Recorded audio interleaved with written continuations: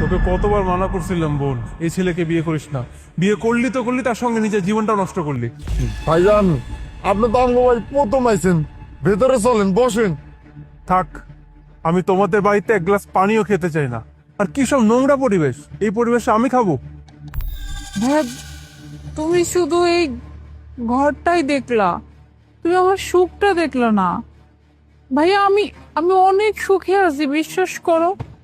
আমি কোনো কষ্টে নাই। আর এই যে এই মানুষটা আমার অনেক সুখে রাখছে।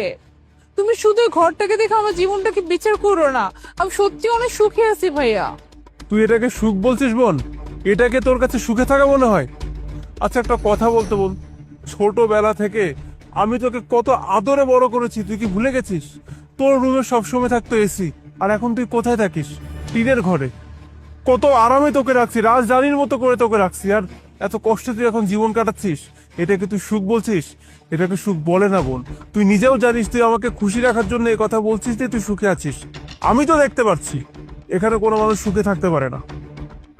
ভাইয়া, এটা তুমি সত্যি বলছো যে আমি মহলে থাকতাম? তুমি আমাকে কোনো কিছুর অভাব দাও নাই, যখন যা কিছু চাইছি সব কিছু দিছো। মা বাবা মারা যাওয়ার পরে তুমি তুমি আমাকে অনেকটা আগলায় রাখছো। বাট ভাই, বিশ্বাস করো, আমি সত্যি অনেক ভালো আছি, অনেক ভালো। আর ভালো না থেকে যাবো কোথায় বলো? এই মানুষটা নিজের ইচ্ছাকে স্যাক্রিফাইস করে আমার আমার ইচ্ছাটা পূরণ করছে।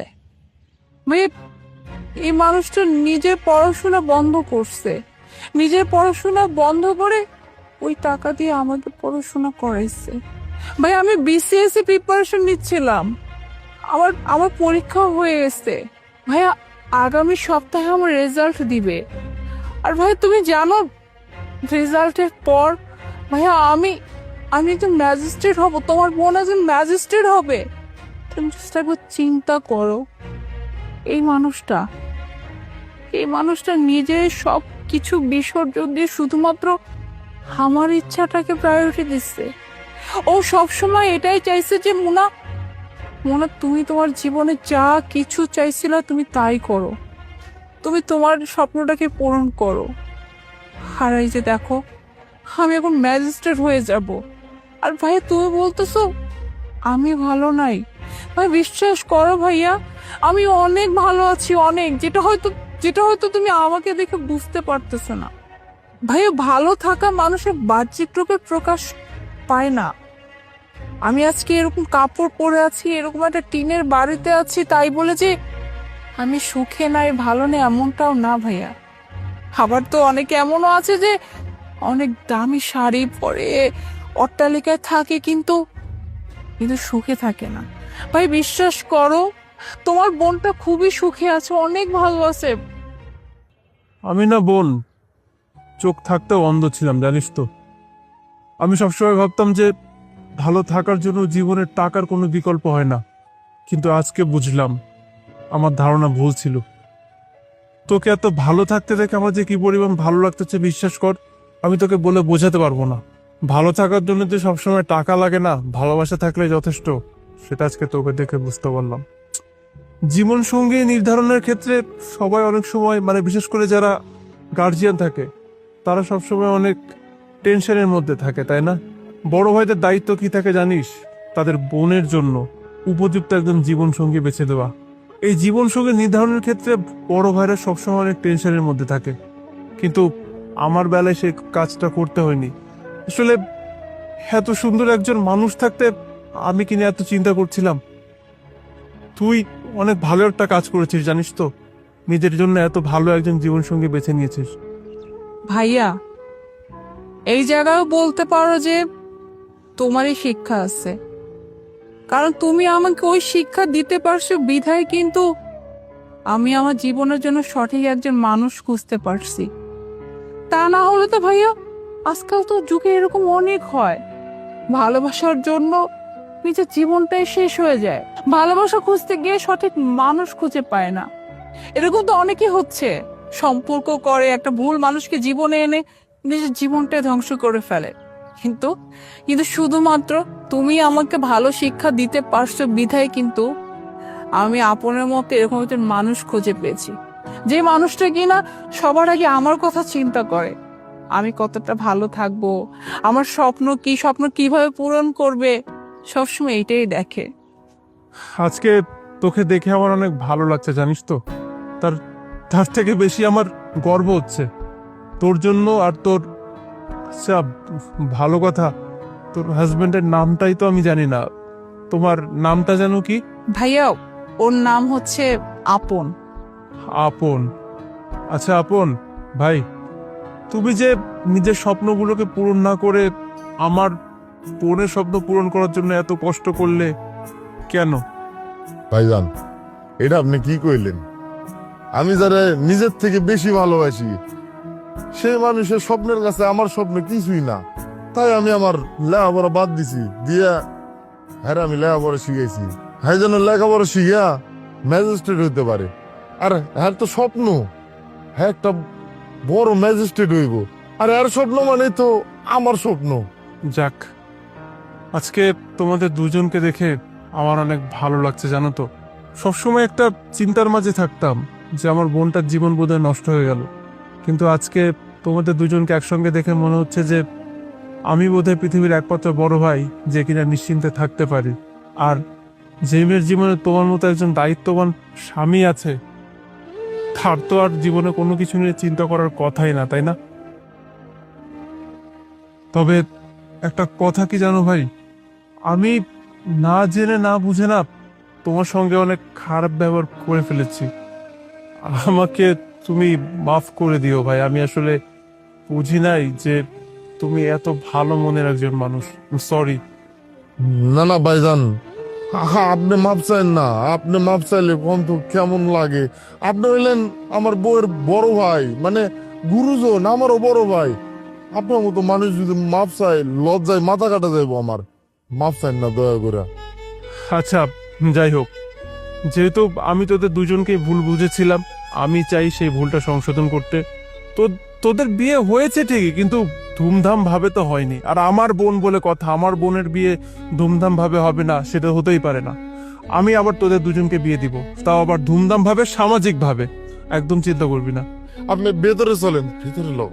হ্যাঁ ভেতরে তো যাবই, কিন্তু বোন, মা বেঁচে থাকতে তোকে চা বানানো শিখিয়েছিল, তোর কি মনে আছে? তুই কি এখনো পারিস সেরকম চা বানাতে? হ্যাঁ ভাইয়া, আমার এখনো মনে আছে, আমি ভালোই চা বানাতে পারি। ভাইয়া ভেতর আসো, এই ভাইয়াকে নিয়ে ভেতর আসো। হ্যাঁ চা তো খেতেই হয়, চল।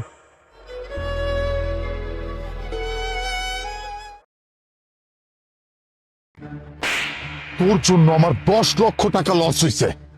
ভাইজান, আপনি 10 লক্ষ টাকার জন্য কোন সাহসে আমার স্বামীর গায়ে অফিসের সামনে দাঁড়িয়ে হাত তুললেন?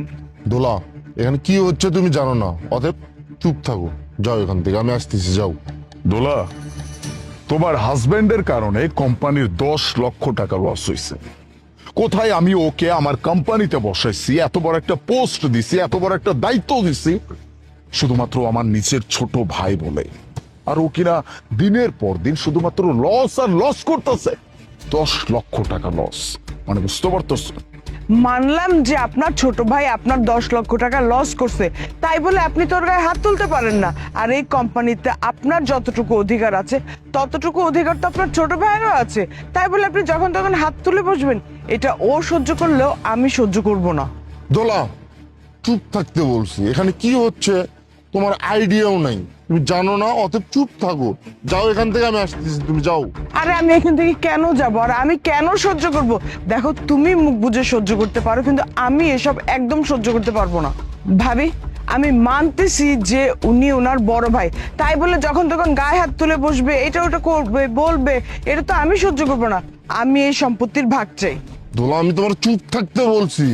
তুমি আজকে আমাকে চুপ করাতে পারবে না, আর তুমি বললেই কি আমি এখান থেকে চলে যাব নাকি? আমি এই সম্পত্তির ভাগ চাই, মানে ভাগ চাই। আমি আলাদা হতে চাই। আমি এই জয়েন্ট ফ্যামিলিতে আর এক মুহূর্তও থাকতে পারবো না। দোলা, তুমি এটা কি বলতেছো? তুমি তুমি এই সম্পত্তির ভাগ চাও মানে? হ্যাঁ, আমরা তো জয়েন্ট ফ্যামিলিতে না একসাথে থাকি। আর তোমার বড় ভাই তো জাস্ট তোমার হাজবেন্ডকে থাপ্পড়ই মেরেছে, তার জন্য সম্পত্তির ভাগ? দোলা, এটা সত্যি যে আমি আর তোমার ভাইয়া আপনকে আমরা নিজেদের সন্তানের মতো করে লালন পালন করছি। ওকে কখনো না আমরা অন্য কেউ ভাবি নাই, সবসময় নিজের সন্তানের মতো করে বড় করছি। আর সামান্য একটা ব্যাপারের জন্য তোমার ভাইয়া হয়তো আপনের গায়ে হাত তুলেছে, তাতে এমন কি হয়ে গেছে, এর জন্য তুমি আমাদের সম্পত্তি ভাগের কথা বলতেছো? আমরা জয়েন্ট ফ্যামিলি, দরকার পড়লে যে সমস্যা হয়েছে আমরা সবাই বসে সর্ট আউট করে নিব। কিন্তু প্লিজ দোলা, তুমি অন্তত আমাদের ফ্যামিলিটাকে ভাঙতে চেও না, সম্পত্তির ভাগ চেও না। কি বললেন ভাবি? সন্তানের মতো দেখেন, নিজের সন্তান হইলে না কখনো রাস্তাঘাটে দাঁড়িয়ে নিজের সন্তানকে এভাবে অপমান অপদস্থ করতে পারতেন না, যা ইচ্ছা তাই করতে পারতেন না, গায়ে হাত তুলতে পারতেন না। আর আজকে আসছেন যে সন্তানের মতো করে বড় করছি, লালন পালন করছি, সন্তান বলে শাসন করি। নিজের সন্তান হলে না এতটুকু ম্যানারেস নিজের মধ্যে রাখতেন। নিজের দেবর তো, এর জন্যই এরকম করতে পারেন, যখন তখন যা ইচ্ছে তাই বলতে পারেন। আমি এত কিছু বলতে চাই না, যতটুকু বলার আমি বলে দিয়েছি। আমি ভাগ চাই মানে ভাগ চাই, আমি আলাদা হব মানে হবই। কি সয় সম্পত্তি ভাগ করবে? এই সয় সম্পত্তি যদি ভাগ করে তাহলে আমাদের ভাগে তো কিচ্ছুই পাবো না আমরা, কারণ ভাই আর ভাবি ছাড়া তো আমরা একেবারে শূন্য। আর তুমি কি বলতেছো সম্পত্তি ভাগের কথা? এই কোম্পানির জন্য মানে 10 লাখ টাকা নষ্ট করছি এই জন্য? এর আগেও আমি টাকা অনেক নষ্ট করছি, ভাইয়া কিন্তু আমাকে কিচ্ছুই বলে নাই। আর এই কোম্পানিটা দেখতেছো না, আমি যখন কলেজে পড়তাম না, আব্বু আম্মু তখনই মারা যায়। আর এই কোম্পানি দেখার মতো কেউ ছিল না, বড় ভাই কোম্পানিটা ধরে আছে, অনেক লস দিছে, অনেক কিছু করছে, তারপরেও না কোম্পানিটা ধরে আছে। আর আমারে যে কোম্পানিতে বসাইছে না, এটা তো আমার কপাল। এই কোম্পানির যোগ্য আমি না, আমার দ্বারা এর আগে অনেক ক্ষতি হয়েছে, অনেক টাকা নষ্ট হয়েছে। ভাইয়া তখনও কিন্তু আমার গায়ে হাত তুলতে পারতো, কিন্তু ভাইয়া কিন্তু তখন কিচ্ছু বলে নাই। আর তুমি এত কথা বলতেছো কেন? তোমার পাশে তো ভাবিও দাঁড়ায় আছে, সে কয়টা কথা বলছে, তারে দেখেও তো কিছু শিখতে পারো তুমি। তুমি যাও এখান থেকে, আমি আসতেছি, যাও। আমি যা করছি একদম বেশ করছি। আর তুমি যে বললে না 10 লাখ টাকা লস হয়েছে, এই কোম্পানিতে তুমি যতটুকু পরিশ্রম করছো তোমার ভাইও কিন্তু ততটাই পরিশ্রম করছে। এই কোম্পানিতে তোমার যতটুকু অধিকার আছে তোমার ভাইয়েরও তো অধিকার আছে। আচ্ছা, আজকে যদি তোমার ভাই তার কোম্পানির জন্য এই টাকা লস করতো, তখন তোমার কেমন লাগতো বলো তো? তুমি কি তোমার ভাইয়ের গায়ে হাত তুলতে না? উনি বড় ভাই বলে যা ইচ্ছা তাই করবে, আর তাই তুমি মুখ বুজে সহ্য করবে? তোমার নিজস্ব কোনো মান সম্মান নেই? দোলা, ও তোমার হাজবেন্ডের আগে কিন্তু আমার ছোট ভাই, অনেক আদরে বড় হয়েছে। তুই কি ভাবতেছ সামান্য 10 লক্ষ টাকার জন্য আমি ওর গায়ে হাত তুলছি? এরকম কত লাখ লাখ টাকা তোমার হাজবেন্ড নষ্ট করছে, ওকেই জিজ্ঞেস করো। আজ পর্যন্ত ওর গায়ে হাত তোলা তো অনেক দূরের কথা, কোনো কৈফিয়ত চাইছে কিনা। কিন্তু আজকে কেন হাত তুলছি জানো? বড় হয়ে গেছে, দায়িত্ব আছে না, বিয়ে করে ফেলছে, একটা সংসার হয়েছে। আজ বাদে কাল যদি আমি না থাকি, আমি যদি মারা যাই, ভাই যে একটু আগে তুমি সংসার আলাদা করার কথা বলছি মা, এটাও যদি কখনো হয়ে যায় তখন কি হবে? ও এখনো বিজনেসটা বুঝতে শেখে নাই, লস বুঝতে শেখে নাই, লাভ বুঝতে শেখে নাই। এগুলো যদি না শেখে বিজনেস কিভাবে করবে? ও নিজের জীবনটা আগাবে কিভাবে? তোমরা চলবা কিভাবে? এই সবকিছু চিন্তা করে ওকে বোঝানোর জন্য ওর গায়ে হাত তুলছি। এরপরও তুমি ওর ওয়াইফ, তোমার খারাপ লাগছে, আমি হাত জোড় করে তোমার কাছে ক্ষমা চাচ্ছি। ভাইয়া তুমি এসব কি বলতেছো? মানে তুমি কেন ওর কাছে মাপ চাবা? আমি ওর তোমার কাছে মাপ চাচ্ছি ভাইয়া, ও আমার জন্য এত কথা বলার সাহস পাইছে, আমার জন্যই তোমাকে এত কথা বলতে পারছে। তুমি ওকে মাফ করে দিও, আমি ওর তোমার কাছে মাপ চাচ্ছি। আর ভাইয়া আমি তোমার কথা দিচ্ছি, ও আর কখনো এই ধরনের কথা বলবে না। তুমি ভাগাভাগি, সম্পত্তি ভাগাভাগির কথা কখনো বলবে না, আমি তোমার কথা দিচ্ছি। দোলা চলো।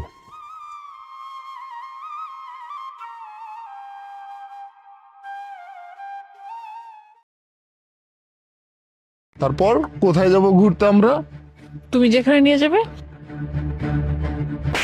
এই, তো সাহস কত বড়, তুই ওর গায়ে হাত উড়াইলি? আমার গার্লফ্রেন্ড হয়, কথা বলতেছি আমি। মানে মোনা এসব কি বলতেছে? তোমার বয়ফ্রেন্ড আমি, ওই সব কি বলতেছে? আলিফ, তোমার কথা ভুল হচ্ছে। ও আমার ফ্রেন্ড। এই আপন, তুই এখন যা, আমি তোর সাথে পরে কথা বলতেছি। কেউ কোথাও যাবে না, সবার সামনে কথা হবে। ও যদি তোমার বয়ফ্রেন্ড হয়, আমি কে? আলিফ, বিশ্বাস করো, আমি যেটা বলছি ওইটাই সত্যি। ও আমার শুধুই ফ্রেন্ড, ওর সাথে আমার কোনো সম্পর্ক নাই, কোনো কিচ্ছু না। তোমার ভুল হচ্ছে। আমি শুধু সত্যিটা জানতে চাই। আসলে হ্যাঁ, ও আমার বয়ফ্রেন্ড, কিন্তু কিন্তু আমি ওকে ভালোবাসি না। আমি শুধু ভালোবাসি তোমাকে। অ্যাকচুয়ালি ব্যাপারগুলো এমন হয়েছে যে তুমি তো হচ্ছে কাজের জন্য ঢাকার বাইরে যেতাম ম্যাক্সিমাম টাইমই। আমি একা থাকতাম, আর একাকিত্ব আমার ভালো লাগতো না। আমার একটা সঙ্গ দরকার ছিল। আমার কাছে খুব খারাপ লাগতো, কারণ আমি না ভালো না খারাপ, আমি কোনো কিছু শেয়ার করতে পারতাম না। আমি তোমাকে পেতাম না। তোমাকে যখনই ফোন দিতাম তখনই তুমি বিজি বিজি বিজি। আমি পাগল হয়ে যাচ্ছিলাম। আর তখনই আপন আসে। তো আপনের সঙ্গটা আমার খুব ভালোই লাগে। ওর সাথে আমি সময় কাটাই, ওর সাথে আমি ঘুরতে যাই, ওর সাথে গল্প করি, আমার সব কিছু ওর সাথে আমি শেয়ার করি। এসব করতে করতে করতে করতে কখন যে ওর প্রতি আমার অ্যাট্রাকশন হয়ে গেছে আমি নিজেও এটা জানি না, নিজেও বুঝতে পারিনি। বাট বিশ্বাস করো, এটা কোনো সিরিয়াস সম্পর্ক না। ওর সাথে জাস্ট আমার ঘুরতেই ভালো লাগে, আর কিচ্ছু না। আমি তো ভালো তোমাকেই বাসি। বাহ, আমাকেই ভালোবাসো, কিন্তু তোমার আরেকজনের সাথে ঘুরতে ভালো লাগে। আর কি বললা তুমি আমাকে? আমি ব্যস্ত, এই জন্য তুমি তোমার সঙ্গী খুঁজে দিচ্ছ, তাই তো? এই, আমার এই জবটা হওয়ার আগে, গত 1 বছর আগে তুমি যে ব্যস্ত ছিলে, তোমার এক্সাম ছিল, তোমার কোচিং ছিল, তোমার প্রাইভেট ছিল, কই? আমি তো অন্য কোনো কিছু চাই নাই। আমি তো তোমার সাথে চিট করি নাই। আসলে চিট ব্যাপারটা না কখনো ভুল হইতে পারে না। এটা মানুষের ইচ্ছা, মানুষ ইচ্ছা করেই করে। তুমিও আমার সাথে ইচ্ছা করেই করছো। এই ছেলেটার সাথে তোমার সম্পর্ক, আর তুমি কিনা ওর সামনে দাঁড়িয়ে এখন আমাকে বলছো যে তুমি শুধু আমাকে ভালোবাসো, ওর সাথে তোমার শুধু ঘুরতে ভালো লাগে। বাহ, কত সুন্দর কথা বলছো তুমি আমাকে। দিনের পর দিন আমাকে চিট করে যাচ্ছ, আর অন্যদিকে আমি বেচারা চিন্তা করে আসি নিজেকে কিভাবে আরো ইমপ্রুভ করা যায়। আজ বাদে কাল যখন তোমার ফ্যামিলির সামনে যাব, আমি যেন তাদের সামনে গিয়ে গলা উঁচু করে বলতে পারি, আপনাদের মেয়ে যেই মানুষটাকে ভালোবাসছে সেই মানুষটা কিছু করে। সে একটা কর্মঠ ব্যক্তি, সে একটা পরিশ্রমী ব্যক্তি। এই জন্য দিনের পর দিন পরিশ্রম করে যাচ্ছে। আর এদিকে আমার ভালোবাসার মানুষ অন্য কাউকে তার ভালোবাসা বিলাচ্ছে। নাইস। মানে মোনা, তুমি আমারে না, তুমি তোমার এই বয়ফ্রেন্ডকে ভালোবাসো? আবে, যে মানুষটা আমার হইতে পারে নাই 3 বছর যাবৎ সম্পর্ক, সে তোর হবে কি করে? হ্যাঁ, আমার সাথে চিট করছে, আজ বাদে কাল তোর সাথে থাকা অবস্থায় অন্য কারোর সাথে যাবে না, তার কোনো গ্যারান্টি আছে? গ্যারান্টি দিতে পারবি? আর তুমি যা করছো একদমই ঠিক করো নাই। আর আমার তো কোনোদিন সাহসেই কুলায় নাই যে আমি তোমার পিছু নিব। কিন্তু হঠাৎ করে আজকে যে আমার কি হয়েছে, ভাবতে শুরু করলাম যে মানুষটা আমার সাথে থাকতেছে না, মানুষটা তার বাসায় থাকতেছে না, তার কোনো পড়াশোনার চাপ নাই, তার কোনো কাজ নাই, সে চাই কোথায়? কিছু করতে করতে এরকম একটা সিচুয়েশন আমার নিজের চোখে। বাস বাস, অনেক হয়েছে। উপরওয়ালা যা করে ভালোর জন্য, আমাকে আগেই দেখাই দিছে। আমি তো তোমাকে বিয়ের জন্য প্রপোজ করতাম, তোমার বাড়িটা পর্যন্ত যেতাম, আর দিন শেষে আমার এইগুলো দেখতে। ঠিক আছে, আল্লাহ আমাকে নিজ হাতে বাঁচাইছে। তোমার এই চেহারা আমি তো আর কোনোদিন দেখতে চাই না, কিন্তু নেক্সট টাইম যদি কখনো আমার চোখের সামনে তুমি পড়েও যাও, সেদিন বোঝাবো। আলিফ, আমার কথা শুনে যাও। আলিফ, ছি মোনা, তোমার জন্য আমি আমার জব ছেড়ে দিয়ে তোমার পেছনে সব সময় থাকছি, যেন তোমার আমি ভালো রাখতে পারি। আর তুমি কি না আমার পিঠ পিছে আমারই ধোকা দিচ্ছিলা, তুমি আমার ভালোবাসো না। মোনা, তুমি তোমার এই চেয়ার আমাকে আর নেক্সট টাইম কখনো দেখাবা না, মনে থাকে যেন।